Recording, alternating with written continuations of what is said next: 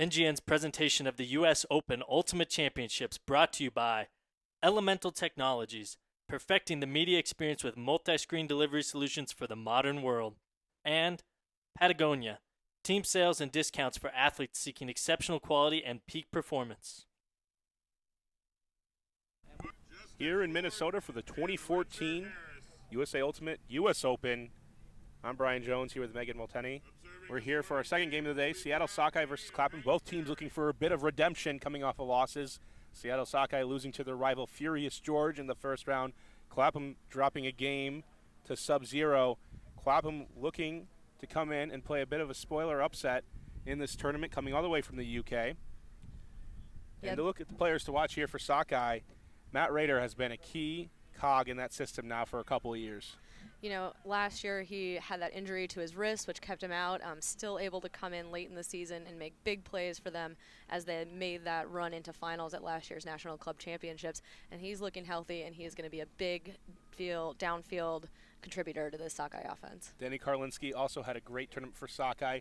Not a single turnover in the 2013 Club Championships, which is insane for how much he touches the disc. He's very much an every other thrower player who's involved, in Seattle's kind of tic-tac small ball offense, just all over the field. Lots of throws in his arsenal. Really fun player to watch. Unfortunately, right now, Clapham is missing their star player, Justin Ford, but looking for other players to watch. We're looking at Mark Gilbert. And Mark Gilbert was that captain of the Great Britain Worlds team that took silver last year. Or the last time they were at Worlds, and he is going to be a strong athletic presence for Clapham. They love to go over the top. They love to look deep. They play a very kind of deep, wide hoe stack, and he's going to be a big downfield threat for them. He's going to have to be with the absence of Ford, who right now is en route by plane, flew into New York City, but yesterday got delayed because of some cancellations. Unfortunately won't be here. Clapham and Sockeye both looking for that redemption yet again. We have our observers here today. We have Hank Carey and Brad Tinney, both experienced observers. And so far, we had a game in the first round. Not a lot of involvement from the observers. Things have been pretty clean. So we're looking to see if that will continue apace in this next round. Sockeye getting set to go. Looks like they'll be out in defense with Reed Koss coming on the field. It's been a great day so far. The wind has started to pick up a little bit, but it's mostly just been sunny weather. Starting to get a little bit hotter. It was nice and chilly this morning. And as the day heats up, we're gonna see that in this field in Minneapolis. There's not a lot of shade. Sun and heat are gonna become an issue as we get into the later rounds of today. But right now, the breeze is providing a nice little cooling factor. Reed Koss actually gonna be playing O-line right now for Sockeye. It looks like Clapham will be pulling. So this Clapham team, pretty dominant in terms, of the European scene. They're the reigning European United Kingdom champions. They won 13 straight national titles in the UK. But they know that the American competition over here is stiff, and so they're looking to come out strong in this U.S. Open and use it as a real chance for them to put their start putting their chemistry together as they make a run at Worlds in Lecco in just a few weeks. The last time they lost a game in UK Nationals was all the way back in 2007. An impressive run so far. They're looking to try to play with the big boys here today. Last year they came out to Chesapeake, had a respectable finish. Finished in semifinals, losing to Ironside. That's usually the fate for a lot of U.S. teams. Not a bad one for Clapham. Koss to Karlinski. Host stack for Sockeye. Caldwell clears out the middle of the field. Looking underneath, finding Rader. Karlinski. Sockeye loves to move the disc quickly. Titcomb looking deep for Clark. Clark with separation, hanging. Clark comes down with it, out of bounds. And that's where seeing that wind just come in a little bit into play with that disc sailing long to that downwind side, and Clark not able to reel it in time to make the score. Gilbert, player to watch, picking it up here. We see a lot of space in the middle of the field. Kind of a side stack play run here by Clapham. Looking for the huck out to space. Doesn't even hesitate, but Raider is there underneath, hanging. Raider gets a hand on it. Koss makes sure it hits the ground. Finding Caldwell. Titcomb wide open. Just trying to reel it in, and this one's going to go in the end zone for the first score of the game, 1-0 Sockeye. Not a good attempt by the Clapham defense. Not at all. It didn't even look as if he took a look downfield before he just put up that shot, hung really high in the air. When you have Matt Raider on that line and he's downfield, there's really no excuse to put that up. Wide open in the end zone. Now we'll take a look at our elemental keys to the game. We'll see what Sockeye needs to do here. Sockeye needs to find the mismatches. They were going to need to limit Ford's effectiveness, but the airplane has already done that for them, so they're all set. All set ahead of the game. So what they're going to, there are going to be some height matches here that they're going to want to play for. They're missing, one of their roster losses was Frank Barrich, who's a big, tall D-line defender. Going to need to fill in some people there to take over those matches and then exploit them on the turn. And Clapham, Sockeye loves to move the disc quickly. They're going to need to disrupt that rhythm. And the role players in their depth is going to have to contribute, and it's going to be all more important without Ford here today. Absolutely, they're not going to be able to just allow him to carry the game. So other people are going to have to step up, going to have to distribute the ball more widely, and really, just kind of even things out across the line. Clapham in past years has really had the identity, and same with GB Open, all the way down to their U23 team last year in Canada, that they want to huck the disc no matter what. And you saw that from the D-line. There wasn't even a look off. It was just automatic throw. Clapham getting started on offense here today. We see them start again kind of in that 3-2 isolation stack. There's so much space in the middle of the field. But nobody cutting right now. Along the sideline, finding Mitchell. Andy Mitchell was a big player for that U23 team, and we have a call on the play. And now they figured it out. It's going to go back. Andy Mitchell with the disc for Clapham.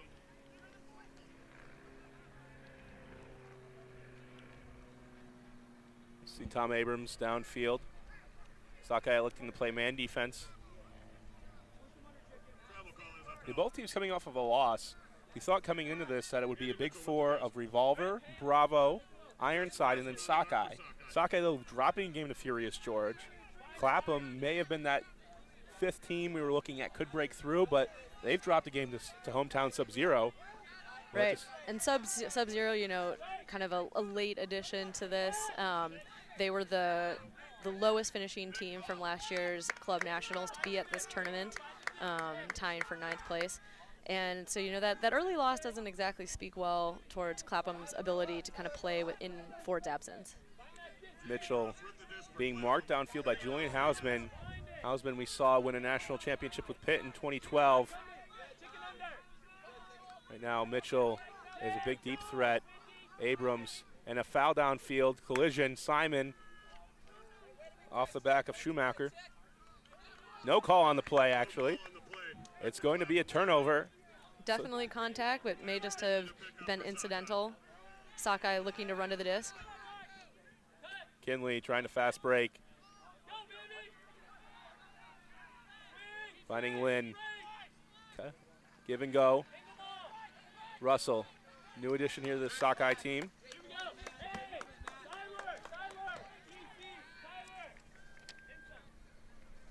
Call on the play and a stoppage. Kinley with the disc.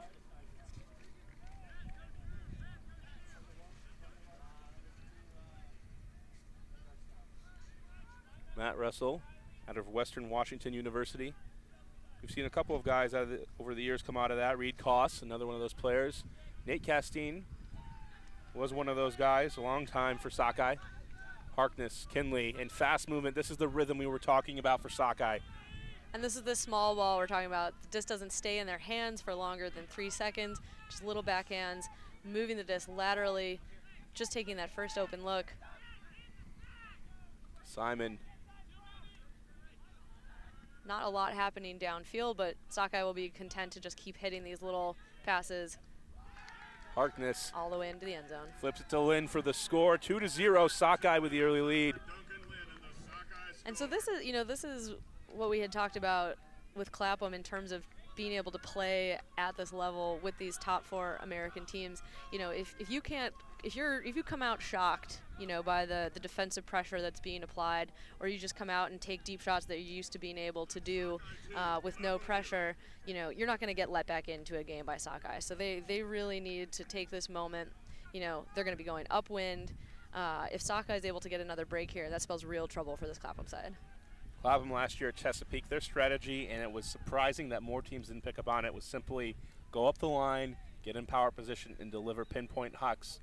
And with the wind, that's going to disrupt them. And you got to think, without Justin Ford, who's a guy who is a very powerful cutter, has played for Toronto Goat over the times.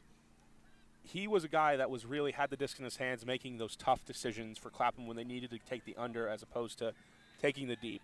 And right now they don't have him, so we'll have to see. This is a big point just for their mental toughness standpoint. Can they recover? Can they play with Sockeye right now? We've got Tyler Kinley out on the line again, pulling for the Sockeye D-line.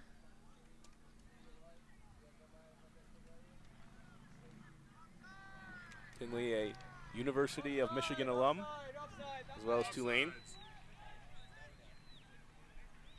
We'll have a repull with that offsides call violation there.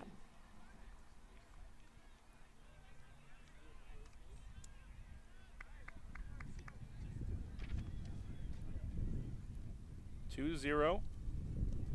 And the other games going on in this round, we have Revolver facing off on the adjacent field with Johnny Bravo. Bravo coming off of that 15-13 victory over Ironside, looking very good so far with the chemistry.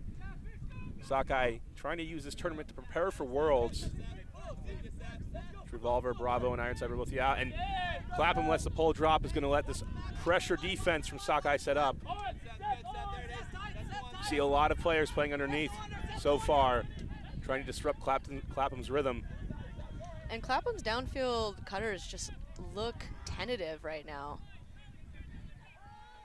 Cross going deep into the wind. This one's going to hang, and Sockeye's all over it. Clark. Harkness looking deep for the score. In for the goal, 3-0. And this is a big run by Sockeye to start off this game. Let's see if we get another look at that layout score. Tim Harkness into the end zone for Seth Kotzman, and the Sockeye score. That's Sockeye 3. It's Harkness with the huck. Kotzman with the grab in the end zone. Another Western Washington University. New addition to the roster this year. So they're going to have a timeout call by Clapham, see if they can regroup and get back on track in terms of O-line. We'll be right back with Next Gen Network's coverage here at the 2014 U.S. Open. 2014 U.S. Open, Clapham down 3-0 already. And looking at differences in mental toughness, Sockeye loves to utilize the game-to-3 attitude, Megan, to manage the game. They do, and that's something they actually pick up from Carleton College, where that real pipeline between Seattle to Northfield, Minnesota, and back. A number of Carleton players have graced this storied Seattle club team for a long time, including Mike Caldwell, still out there, serious veteran of this team, and most recent addition, Justin Lim. And what they're bringing to the game is focus, right? Can you win the game to 3 and not worry about the bigger game? And right now, Sockeye has done that. Their D-line has come out. They've gotten 2 breaks in a row. Clapham really needs to respond here, or they are done. Can Clapham have the same attitude and come back here and start the game fresh? And we see more Poachy D and a hammer over the top. And that's Justin Ford back in the game, actually, just arrived. And that should add a nice spark.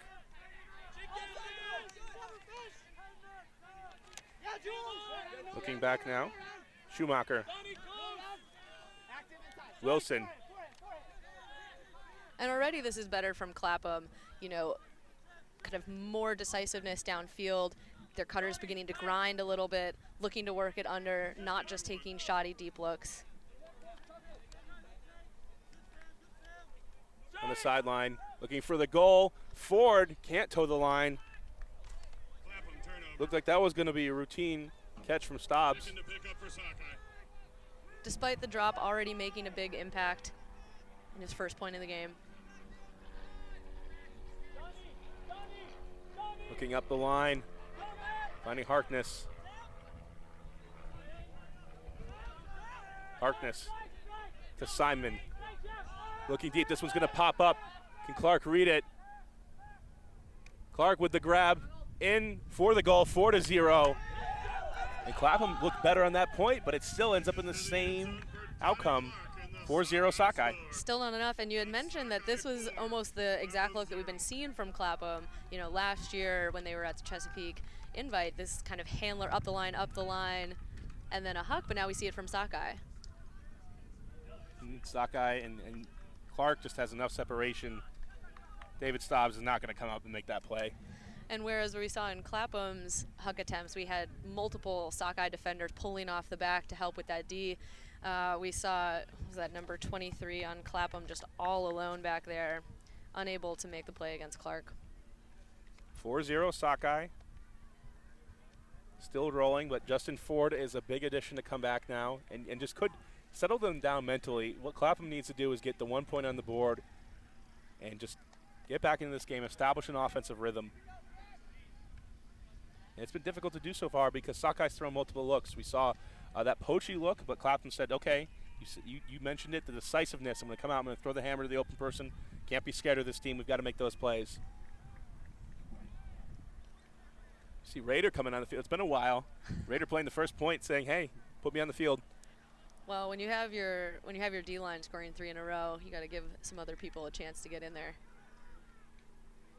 Looks like we also have Murray coming over, traditionally from the O-line. Get a few touches. Schumacher lets it go out of bounds. Gilbert's going to pick this one up. A bit of a split stack. With a nice one in the middle from Mitchell. Hey, split stack! We'll see if Sockeye looks here to clog up these cutting lanes in the middle of the field. It's something they do so well, and they're so willing to do it. And a zone, at least a 3-person cup, is trying again to throw every single trick and make this Clapham team uncomfortable. Gilbert. It's off the swing to Stobbs. Stobbs not able to get it all the way to that far side. Stobbs. And really a wide cup here, forcing upfield from Sockeye. Wilson. Excuse me, Schumacher. They appear to still be in it. Sockeye really will show faith to the zone all the way through, unlike other teams that will transition out of it. They just want, they will consider any zone defense point a success if they can get one chance and one block, and I don't think they've gotten that thus far. Looking around, now going over the top. Gilbert. Gilbert here, a lefty, not able to hit some of those hammer looks that would come from a traditionally right-handed person in this place on the field. Gilbert. Now trapped. Looking for any options. Gonna have to throw it up high stall. This one's gonna float. Stobbs can't make the grab. And the wind just takes that disc backwards, unable to make the catch. The wind is picked up to around 10-15 miles an hour. Nothing that can't be managed, but that's gonna affect that throw. That's a classic 4-man cup look, getting trapped on the sideline. And they, you know, they made it easy for Clapham to kind of keep getting those open side, and then once they're on that sideline and it was trapped, just clamp down, make it tough. It's at the line, and Murray's going to unleash this for Sewell. Sewell protects, goes up, makes the grab, 5-0 Sockeye. Excuse me. Sewell actually can't come down. There was some contact, but no foul. So Clapham will start against that zone on the downwind side. Almost becoming a 4-man cup right now as Russell the wing comes in. Gilbert fires a hammer across the field. Wilson.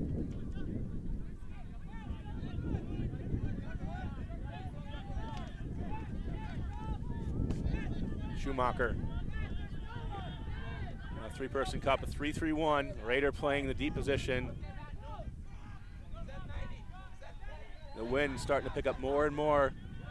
Cool things down a bit, over the top. Finding Wilson. Towards the end zone. Over the top to Stobbs. Clapham just getting a little bit more comfortable as they go throughout this possession of working at this pace. And this is better for them to take some of those shots, the hammer shots, the blades around. You know, don't let Sockeye be comfortable. Make that cup run. Stobbs close to the end zone.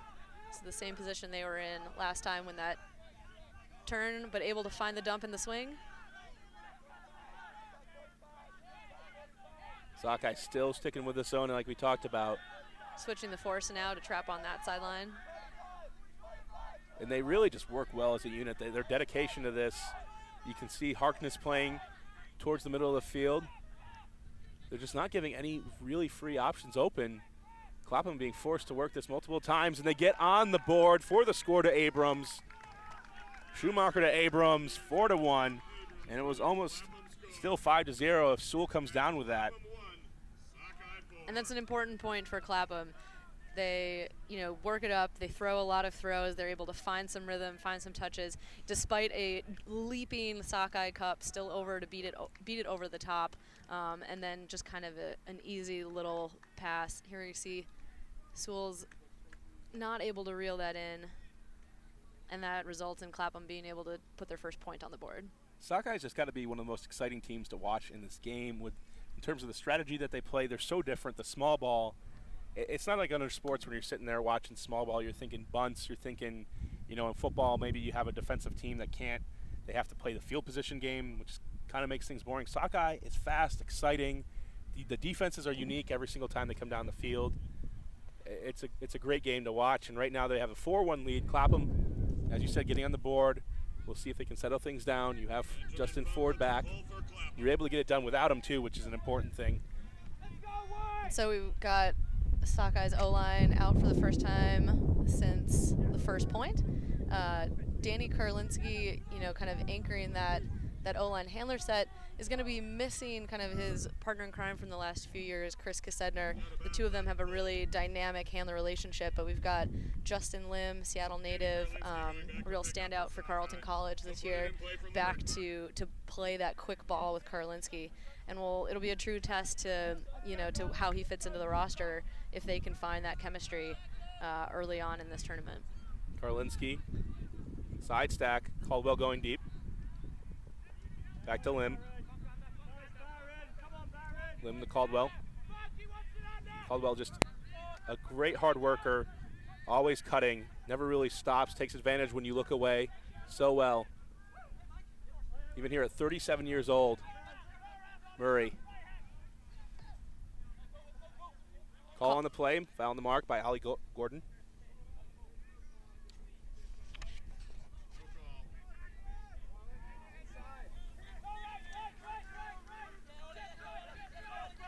O'Brien, Wallace, Koss.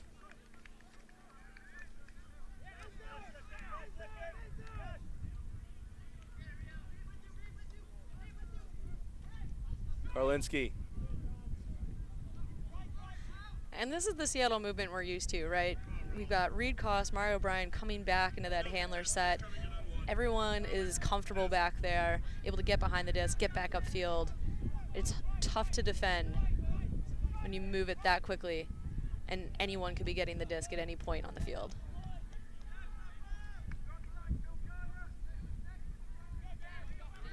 Karlinski.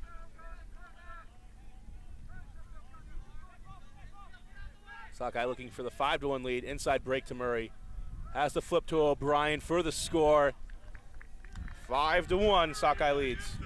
And that's a lovely little break from Murray there. He takes kind of the half a shoulder shimmy back for the forehand and just floats that backhand out for O'Brien to run onto. Starts with this break from Karlinski. Just pauses for a second. Easy goal for Sockeye's O-line.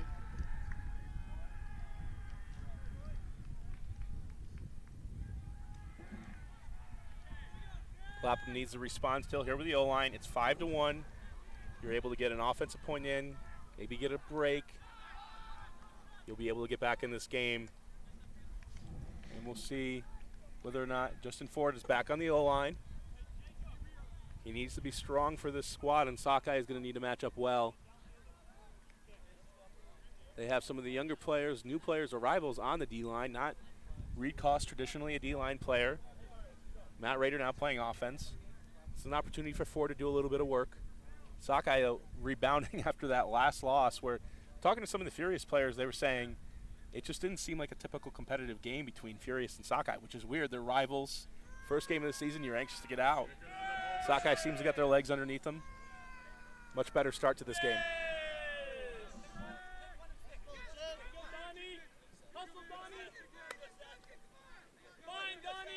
Ford with the disc. Seen some switches here from Sockeye.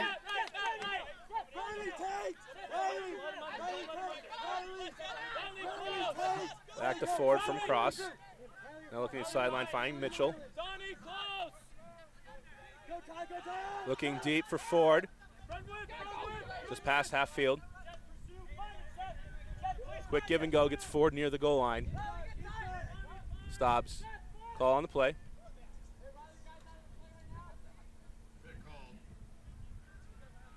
Pick called on the play.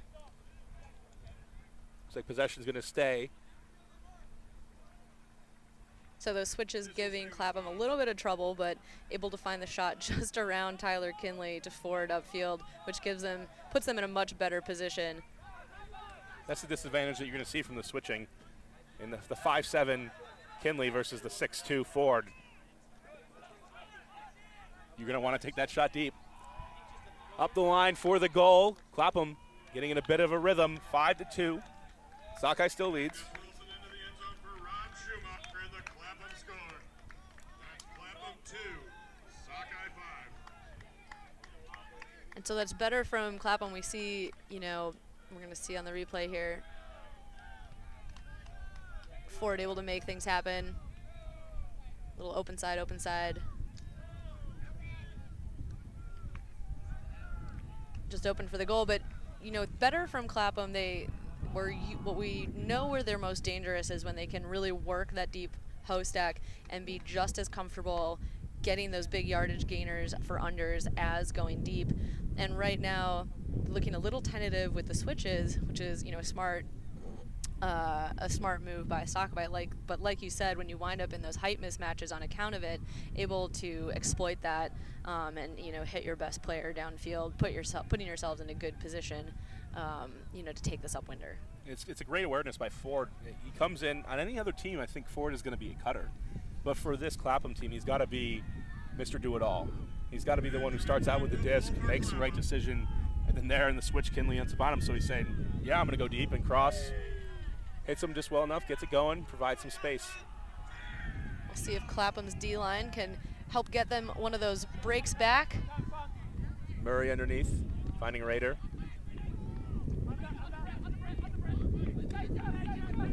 Finding Lennon. O'Brien. And switching here from Clapham a bit. Lennon. The wind is picking up. Definitely gusting. Sockeye going upwind. O'Brien. Lennon is available up the line. Not in. Lennon throws it into traffic for the goal. Wallace comes up with it. 6-2. And that did not look like the best decision one could have made. Kind of finding Wallace between two diving Clapham defenders, but able to come up with it. And Sockeye remains with a comfortable lead.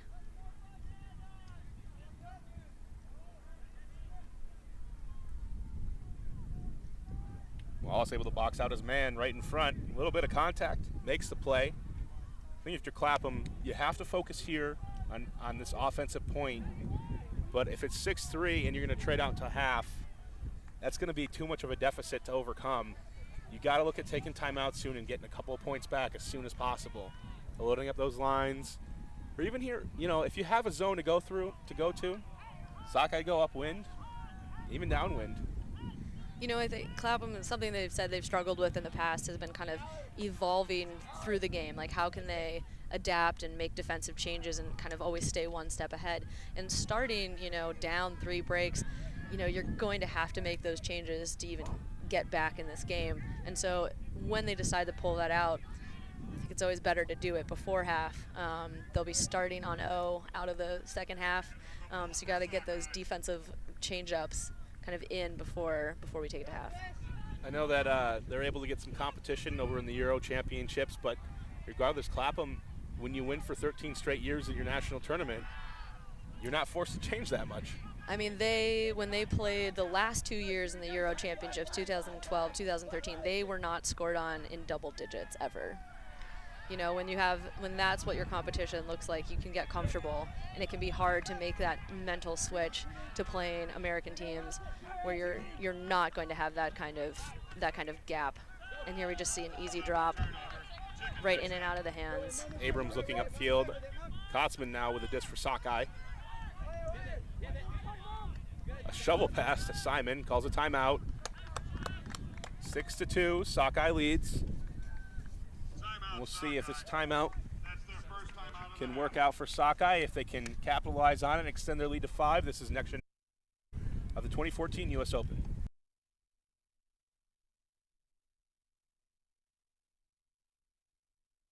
Far, Clapham's just been not up to snuff in this first half. Tom Abrams with the drop and giving it back to Sockeye. The errors are just piling up for this UK team.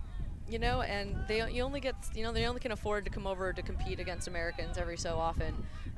You know, so happy to take this opportunity, but so far they've not demonstrated that they're just on the same level as the Sockeye team that dropped an early game to Furious. Simon, the around to Lennon. Harkness on the line, looking for the flip to Lynn for the goal. 7-2. Sockeye running away with this one.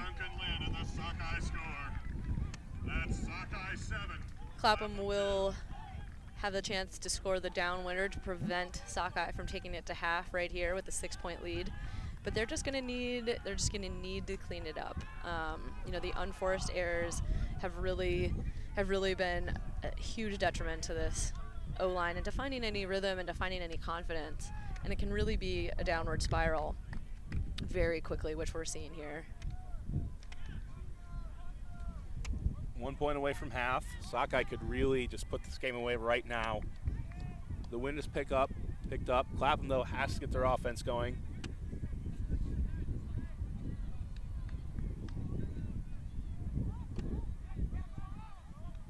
As we go out throughout the day, we have one more game left today. Scandal versus Fury in the women's division.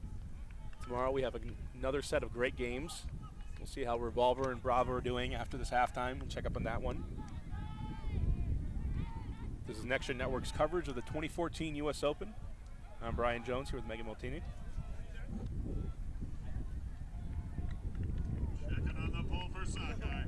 You know, and you think we've talked about how Sockeye has, you know, missed some big names on their roster, like Timmy Garrett making his exit, Chris Kassedner, Adam Holt, Frank Barrich. But right now, you know, Sockeye, they look strong. They've had multiple defensive looks. We've got a zone, we've got switches, we've got a forced middle, kind of able to keep things mixing it up, although Clapham better here. Oh! Ford looking for Schumacher and intercepted, blocked by Sockeye. Chance to take half. Harkness. Just another mistake by Clapham. You know, did well to get out of that with that big hammer, but just trying to move too quickly to a cutter who was standing still.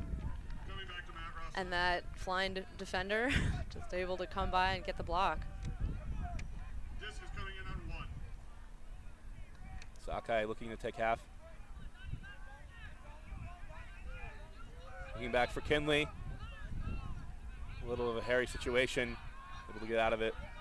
Looking for the inside break. Now looking deep for the half. Ford over the top. Sockeye receiver was there, could not make the catch. A little bit of an ambitious throw there, kind of outside in, upwind, just gets away from the cutter, and Ford able to come up with the D with that pressure over the back. Riley Minershagen looking deep for Matt Russell. Both of them new additions to the Sockeye squad. Cross. Looking underneath, finding Schumacher. Ford. Ford putting the backhand out, going deep with space. Clapham gets the score, 7-3.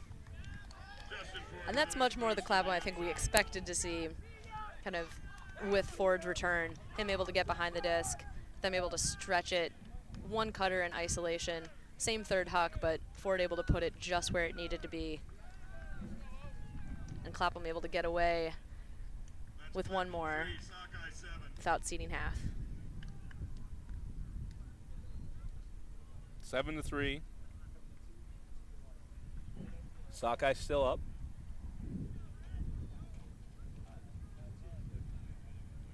One point away from half, and just pretty nice day here. Some clouds in the sky here in Blaine, Minnesota, here for the U.S. Open. The convention going on, only 3 games a day for each team. They'll play a round robin, 8 teams in each division across the men's, mixed, and women's. We have Scandal versus Fury later on today, and a couple more games tomorrow. Finishing out pool play on Saturday morning, and one semifinal game in the mixed division. That was Matt Parslow fresh off the plane with that score for Clapham. All right, so Clapham really needing to apply some pressure here, perhaps throw a different look, kind of unsettle Sockeye's O-line, and not allow them to just run away with this half. They needed to either call a timeout there and go man, or go with a D-line that's going to change things up, but it looks like just man defense here.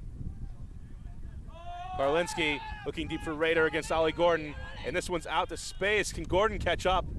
And tripped, and Rader, that's going to be a foul call on the play. Foul called in the end zone.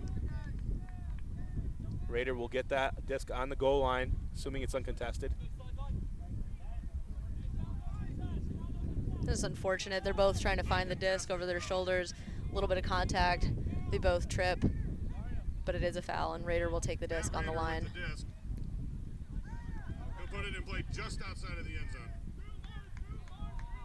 This is a big chance for Sockeye. Rader dishes. Wallace to Rader. Tips, makes the grab for half. 8-3. Sockeye leads, and right now, Clapham has shown just a little bit of life after going down 5-1 and getting Justin Ford back, but it hasn't been enough. That's halftime here on field 1. Sockeye, you know, like you said, Clapham kind of coming out just in that man look, able to take a easy deep shot to Rader. He clearly would have reeled it in had that foul call not occurred.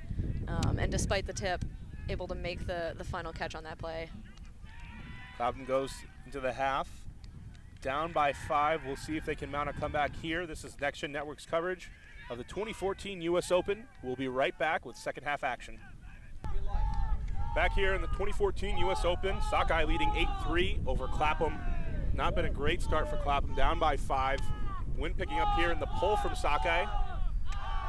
Justin Ford coming in mid-game off the plane. I'm Brian Jones here with Megan Multeney. Parslow isolated underneath. Cross over the top. The sideline, Mitchell makes the grab. Wilson to Ford. Ford looking for stops. Now finding Mitchell. Parslow looking for the flip to the end zone.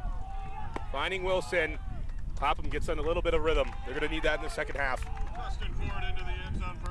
And just both those defenders just biting onto that open side, including the mark. Ford able to just step around.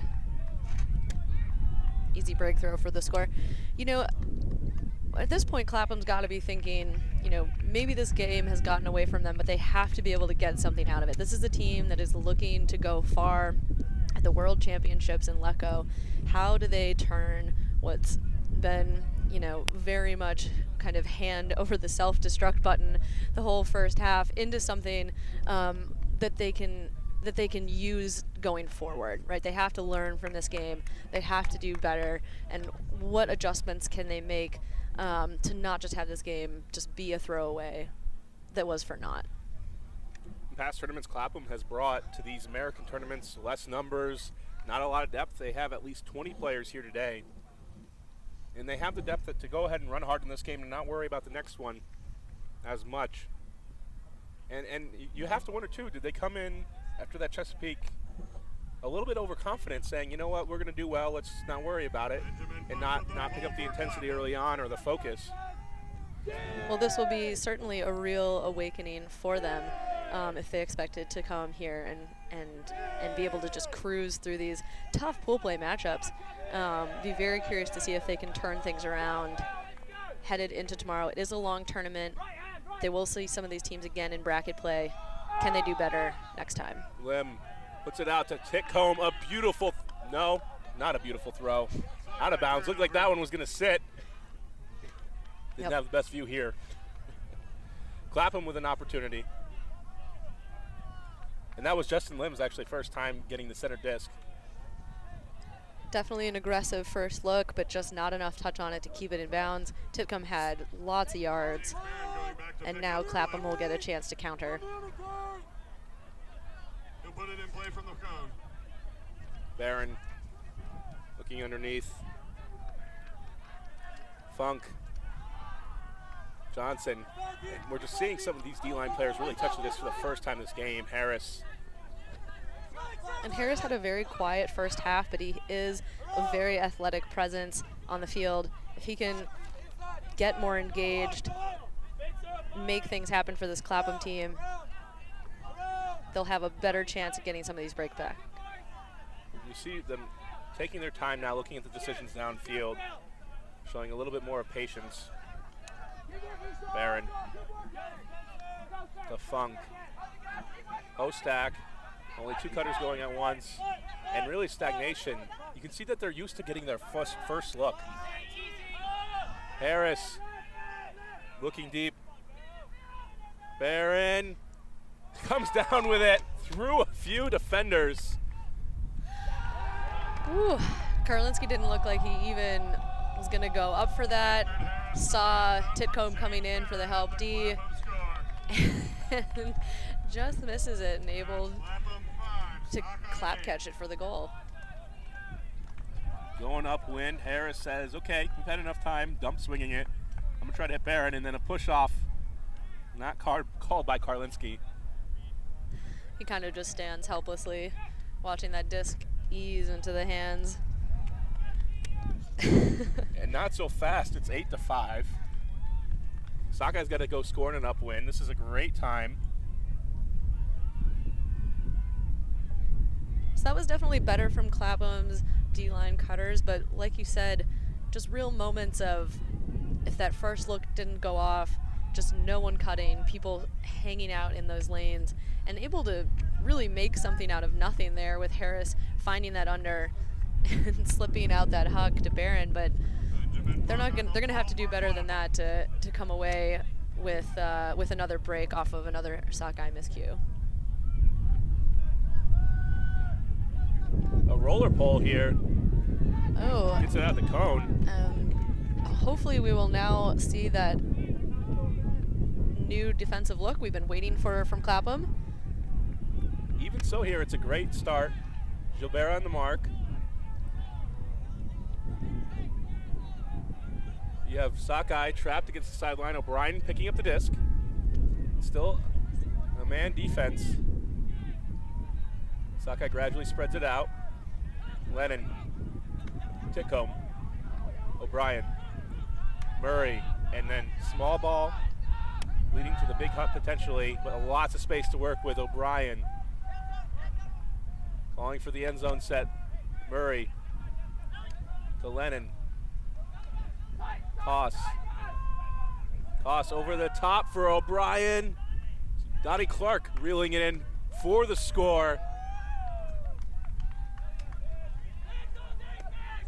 And that's unfortunate for Clapham there. They have a great pull. They get us in a great position to start.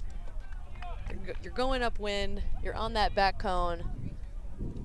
And Sockeye able to just get out of it so quickly. Find the little IO, open things up in the middle of the field, and they're just off to the races as Clapham scrambles to catch up on those marks. Josh, battery. you know, well done by Sockeye to deal with that, but it really just Kevin feels like a Battery, missed Josh Battery. opportunity there for Clapham's defense. That would have been a very pivotal moment for them, kind of locking Sockeye into that upwinder and just able to get out of it pretty easily. And now Clapham's O-line going to have to go back and earn this upwinder. 9-5. Clapham down by 4. The other field at half, it was Revolver down by 2 to Johnny Bravo. Right now, Ironside battling it out against Furious George.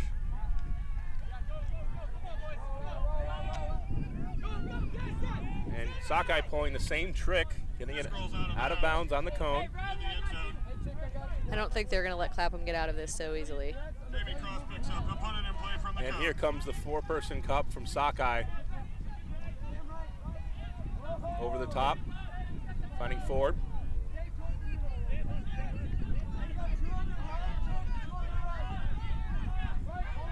Four-person cup, only 3 people downfield. Adam Simon playing deep defense. Not the usual deep defender you'd see in this instance. Well, Sockeye may have found some confidence here, pulling so far ahead early in this game. Tries to out some people in some different positions. Remember that they are still trying out some looks and some new additions to the roster as they make the run towards Worlds in a few weeks and then towards Nationals in October. Barstow finding Wilson for the score. Clapham still down by 3, but now when they can close the distance, this is a reasonable distance to close. Sockeye is ready to quit in this game. They may have relaxed a little bit too much. Both teams getting their upwinders. Put themselves in a good position, you know, put on that cup, but just these hammers, especially that last one, so far, so much space, able to reel it in, and he's pulled both those defenders. We see a diving attempt and just able to hit someone open on the little flippy back end.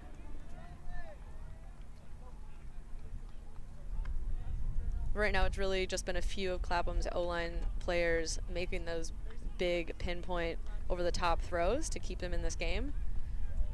But they certainly look better when they're trying to do that rather than force it up this open sideline for 70 yards.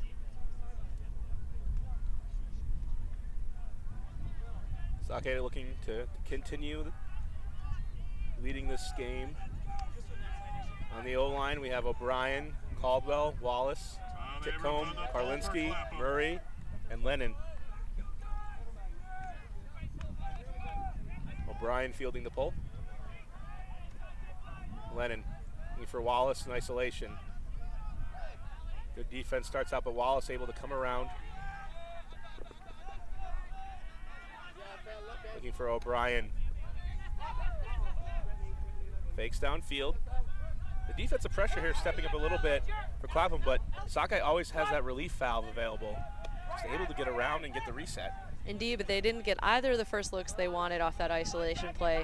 Able to bring it back to the middle, have those hard marks come on, and force them to throw, you know, more passes than they've thrown the last few points. Karlinski. The problem with Seattle's small ball is that if a call happens downfield and nobody notices, you could be 7, 8 passes off before anybody notices. We have a foul call. The stoppage. Mike Caldwell with the disc. He is Sockeye's most senior player of this team. This is his 15th year playing for the Fish.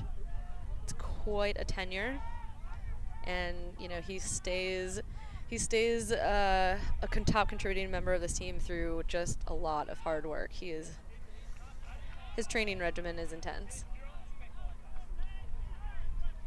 37 years old. 15th year on the Fish. Means joining this team back in late 90s, 99. Just incredible. And just the way he gets it done, though, is by hard work and efficiency and knowing that you can't guard him very well for more than 2 cuts because eventually you're going to get out of position. One of the things that Lou Burris has liked to talk about, one of his former teammates and now coach of the Oregon women's, the cutting tree where Caldwell used to get going was just repeatedly going through the cutting motions of in, break, and deep. And knowing that as a defender, you can choose two, you can't choose the third to guard. He's going to get open at some point. Garlinski. It's a physicality just picking up. Both teams okay with that as Lennon bowls over Johnson. Garner, excuse me. Back to O'Brien. Titcomb. Small ball movement yet again. Looking for Lennon, tipped by Gordon. And Clapham doing better to contain. We got Gilbert peeling off. Caldwell tries for the greatest. He's done it before, but not this time.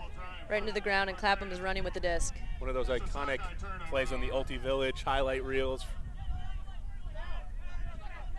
Gilbert. Can't find Gordon, tries to stuff it in. O'Brien is there with great defense. One of the debates we've talked about recently, and Lou Burris has, I believe, brought it up, is when do observers cross the line into reffing is when they make the comments on TMS for physicality. We don't see fouls called right now by both teams. They're definitely okay with the physicality, the arm barring, and everything else that's going on. But there's definitely times where the observers are going to call TMFs and technical fouls for those physical marks. And often it can be very, jarring for the players. This happened, was enacted for the first kind of big tournament was at the college national championships this past May in Ohio. And, for things, everything from marking fouls to double teams, things where players are okay with it, play moves on, and then TMFs happen. And everyone's kind of left wondering what the deal is. So, an interesting kind of development to the game. Definitely feels like a move more towards what we think of traditionally as a referee rather than an observer kind of role.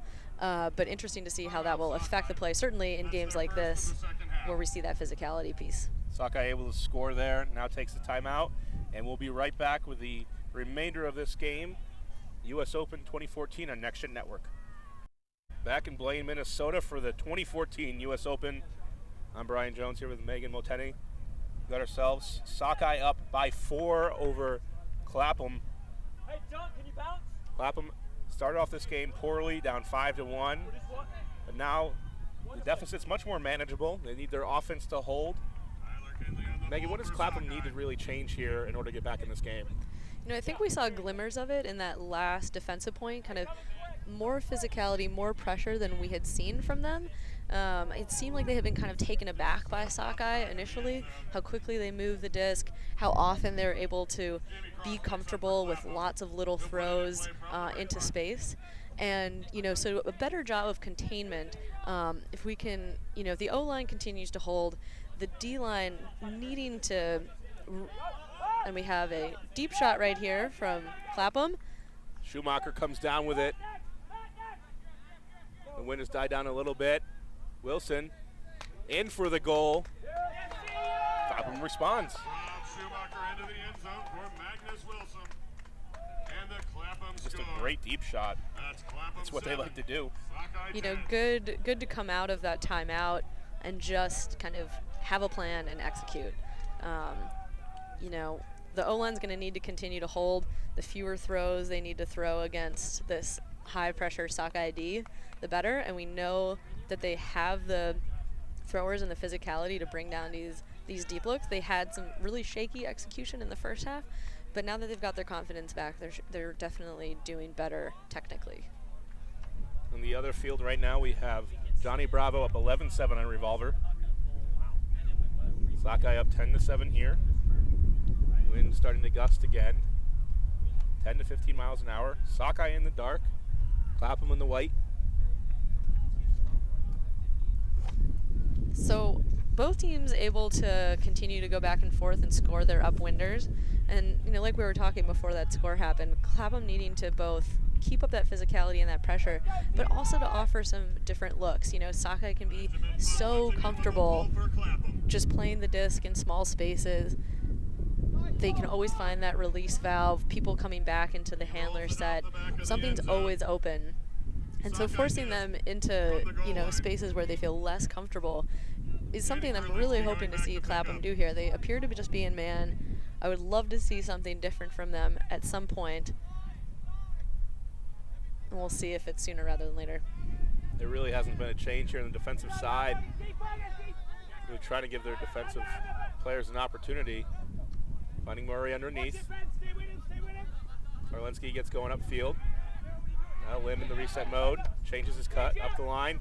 Lim, another hook opportunity for Karlinski or Caldwell. And Karlinski reels it in. You don't often see Danny Karlinski busting deep. But when he does it well. And so that's the containment piece that we're talking about from Clapham, right? So many of Sockeye's players can be dangerous from any point in the field. Karlinski starts in the handler set. As soon as it gets a little funky, scoots up to that open side, and Lim able to move his mark off of this forehand side, throw the backhand, and Karlinski's off to the races. At that point, if you're Clapham, the defender there gets beat, you know you're getting beat up line, you have to adjust and stop the mark in some way. You can't be jogging up behind and just trying to defend the foreside. So Clapham's O-line will get a chance to respond here. They did well with a quick deep shot last time. We'll see if they can find a similar look or if Sockeye will offer some resistance in terms of slowing down their deep game.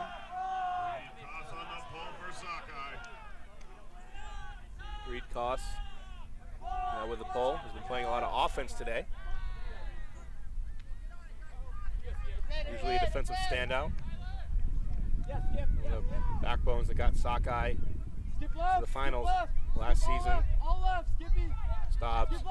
And I think, Sockeye had such a quiet run last season. Oh, and just a bad drop from Clapham. Koss looking to put it in. Lynn.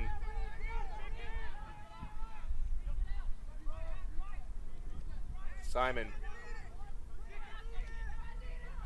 Sockeye looking to just reset the disc until they find an open space. Koss in the end zone for the goal. Takes the hit. Gets the goal. 12-7 Sockeye. That was Jamie Cross making that poach attempt, but able to just be strong, hold on to it, get there first. And a Clapham mistake just too easy for Sockeye. Can't have those drops in these games.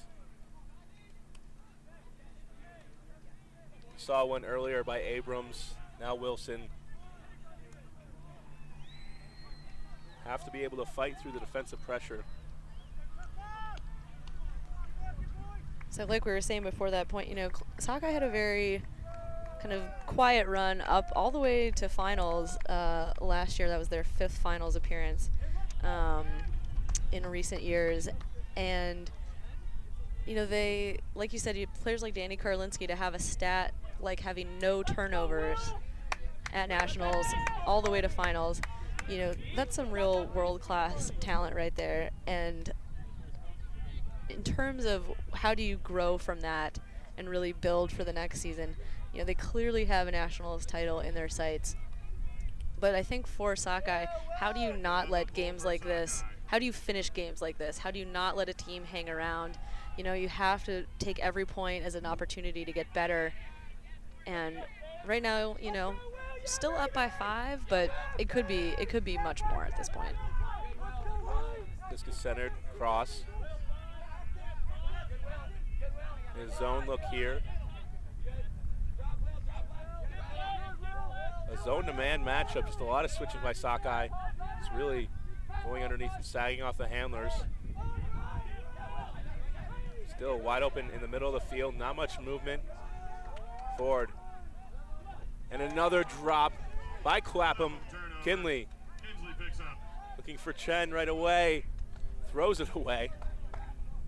Just a little excited. Sockeye gives the disc right back to Clapham. And that blade up wind just dives into the ground.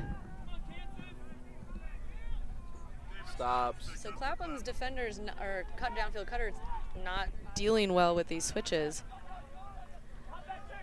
and the handler's really having to keep it alive. Parslow fakes deep, takes off. Parslow, call on the play, coming in on 0, contact on the mark. Well called. Uncontested. Disc coming in on 1.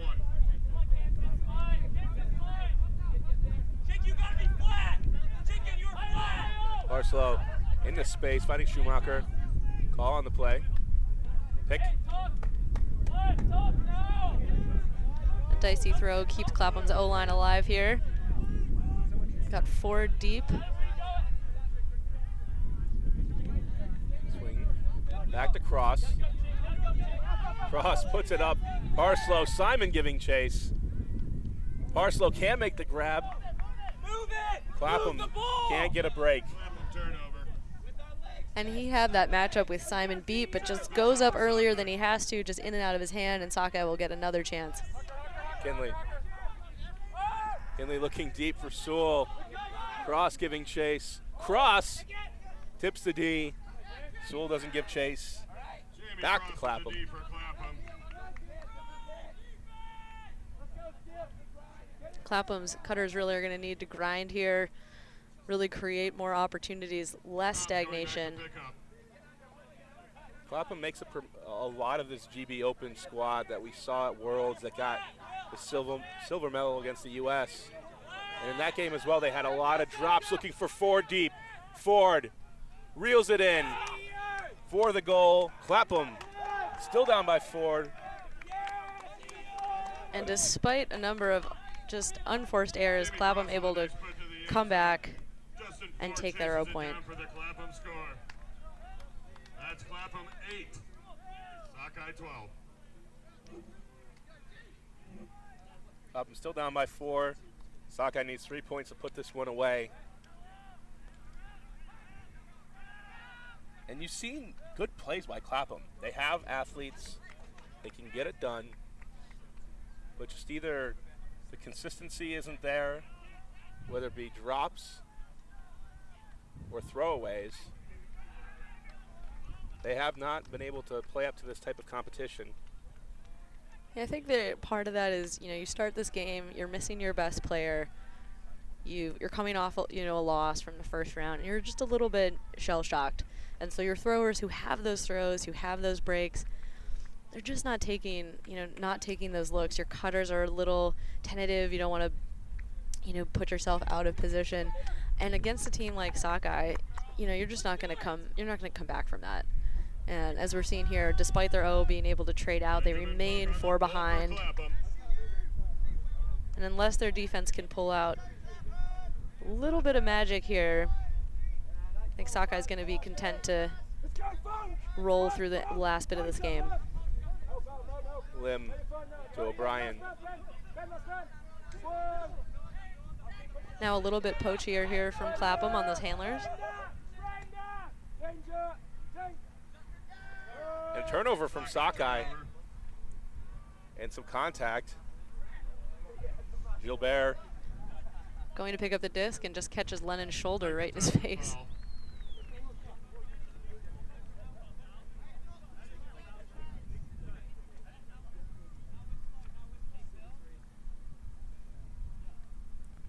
Clapham with a chance. Rare defensive chance here to break. Just keep hanging around. Gilbert. Harris. Looking for Gordon in the end zone. Gilbert. Captain of this squad from Ottawa. Gilbert for the around break and a float. Tipped in the air. Out of bounds. And you just don't see Clapham willing to dump swing it around like you do these other teams. They're faking downfield, a lot of looks. Eventually go for that around and into a pack. Caldwell able to come up with that D.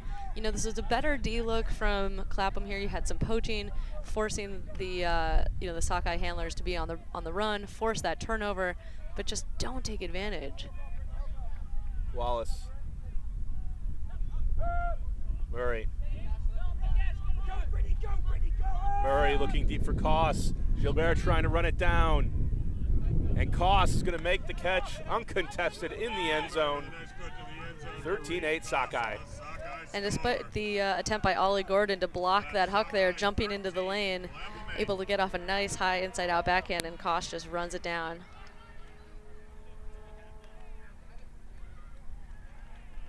The mark at that point, pretty far away, trying to stave off the breaks. Just wide open, unaccounted for, and Gilbert can't pick up fast enough. Looking at these teams now, Sockeye cruising pretty much to victory. We saw Ironside versus Bravo. Bravo, last we checked, had the lead. Looks like that game is over. Presumably Bravo has taken it. If we're looking at Sockeye's chances, there's one player that makes the Sockeye team from a quarter semis team to a potential national championship team, and that's Matt Rader. And it's because he offers that size that the majority of the team does not have. It's the size, and it's also that big game mentality, right? Rader never backs away from a challenge. If you know that play needs to happen, whether it's defensively, whether it's on the O, he doesn't back away from that pressure, and he's able to allow Sockeye time and time again to come up big in those moments of need in a way that other players just aren't up to the task, despite how much talent is on this roster. And really, Rader's a unique big. He's not a guy who needs to be just cutting deep every single time. He's willing. He's been a handler by trade before, so he's willing to play the small ball portion of Sockeye. Fits right into that squad. You have to wonder if Sockeye can always use fast big men, and their small ball offense will work, but defensively, are they at a disadvantage when it comes to that? I think we saw that earlier with we saw Danny Kurlinski giving chase on a deep ball. Sam Harkness as well. These are smaller defenders, and I think you're right. What Rader offers. We saw that we lost Frank Barrich. He was kind of their traditional big man, and so Rader being asked to step up into that position, which he's obviously up to the task to. But and then when the turn comes, whether or not he goes deep, the threat is always there. Clapham in their own end zone. Lenny Schumacher, now to Ford. Simon hanging back, playing in the deep space. Now coming underneath.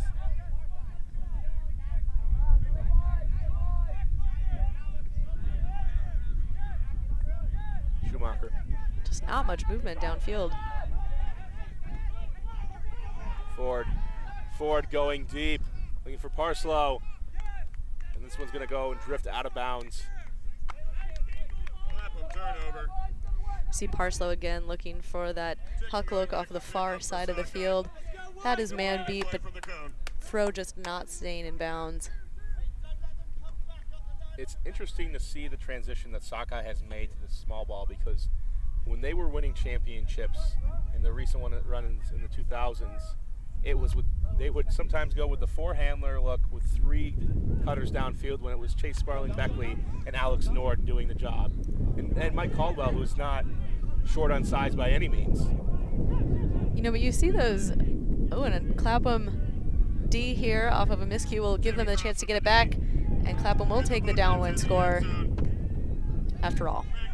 13-9, Sockeye still leading. We were saying, though, Sockeye used to have the best bigs in the game. But that's the kind of program they are. They're not willing to just say, this is who we've been, this is who we're going to continue to be. They say, these are our assets. We are small, we are quick, and we're going to play the game that we have the personnel for. And they're going to change the game to fit the players that they have. And having that willingness to change the system, that's why you're a storied program. And we're going to take a look here now at the play of the game. Looking deep right away. Cross, finding Ford, makes the grab. A little bit of contact there. It's great to see Justin Ford come back in the game. We didn't expect him to play today. We took him off of our elemental keys to the game. Certainly not being handled there by Sockeye, but in general, enough Clapham miscues and drops have allowed them to have this game pull away from them. 13-9. And really, if you take away those drops, we're talking maybe 13-11 right now, even though that hasn't been the only story of this game. Well, it'll be a real lesson for Clapham to take away from this game, you know, because drops are those are things you can change. Those are easier fixes than systematic problems with your offense. O'Brien. 13-9, Sockeye only needing 2. Wallace looks off O'Brien. Lim dives into the end zone. Not in. Lim. An acrobatic attempt, though. Back to Koss. No Caldwell. O'Brien. With the shimmy move to the end zone to Lim. Sockeye extends the lead 14-9. For the Sockeye score. Crafty little throw there by O'Brien. And where we see Clapham not willing to take those little dump passes, those little resets, we see Sockeye more than willing to keep the disc alive. Lim just bopping the disc around until O'Brien can find space on that break side. 14-9. This game all but over.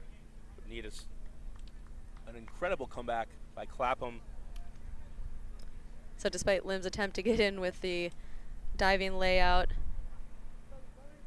instead he'll catch the goal on the other side of the disc with the assist from O'Brien. O'Brien using his shimmy move that he has really talked about in Rise Up Season 6, Episode 1. O'Brien really just covering that, practicing what he preaches. Able to move the mark there just with the classic shimmy, going over the backhand side. An easy forehand for the goal. And really, going back, we talked a lot already about the small ball with Sockeye. We talked about how they used to have the best bigs in the game.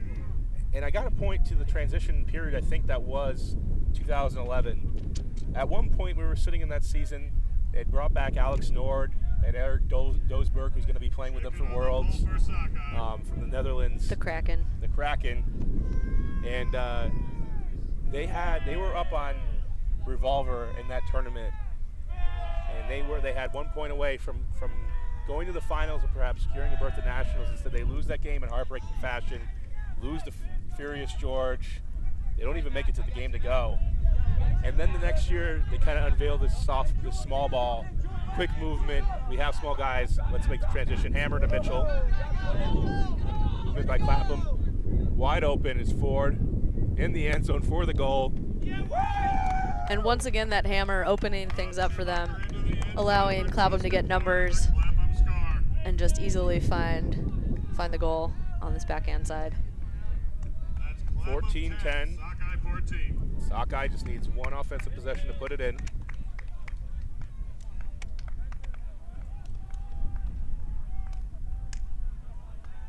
Sockeye goes from missing nationals in 2011, getting back there in 2012. They ended up losing the ring actually in the quarterfinals of that year. Made it to the finals against Revolver after beating Ironside in semifinals. Securing themselves a berth to Worlds this summer in Lecco.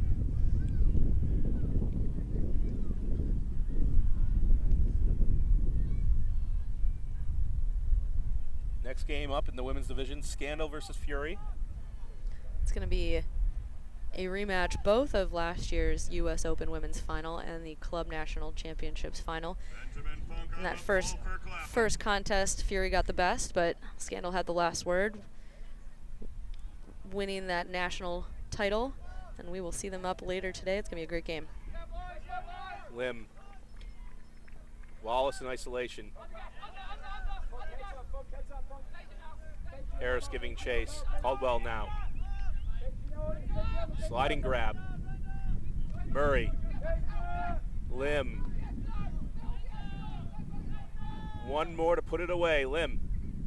Sockeye might take 5 more, though, at this rate. Murray moves it around to Wallace for the score. 15-10. Sockeye takes it over Clapham. And Clapham just looked exhausted that last point. It was open, open, open. One swing around. The mark is gasping, and it's an easy I.O. break to find Wallace to put this game away. Clapham really learned so far that this is not the Chesapeake Invite of last year, where Clapham had a good record, made it to the semifinals. right now they have to go back to the drawing board. They haven't thrown any adjustments out in the field defensively. You know, that's something they have said they've needed to work on, and I think that showed itself today. They really need to take a hard look at what they can do to be more sophisticated defensively and not just rely on their athletes to make big plays. Sockeye woken up by their loss to their rival Furious George. Sockeye really came out, cylinders all firing on all cylinders, small ball working, quick movement. That's their identity, and they're playing to it. We talked about them being one of the top 4 teams here, and I think they showed it this game. Few miscues, but overall very strong showing from the Seattle team. And we'll be back with our next round game on the women's division. Again, coming up on Next Gen Network, our next tournament next weekend, Chesapeake Invite, the Pro Elite Challenge, and we'll be at the Pro Fight Finale on August 30th and 31st. Be sure to tune into those tournaments, see some of the best teams in the country, and we'll be back in the next round in the women's division. Scandal versus Fury coming up next. See you then.